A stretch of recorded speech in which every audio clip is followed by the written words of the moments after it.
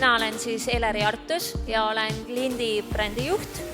Mul on ääretult hea meel, et teid on siia üsna palju kogunenud ja Klindi koolituste kohta siis saate infot meilt kõigilt. Hello everybody, I'm Nanda Marij and I'm from the Netherlands and I am the international educator for Klint. We have prepared a few models, color models, so we can just show a little bit about our Klint colors.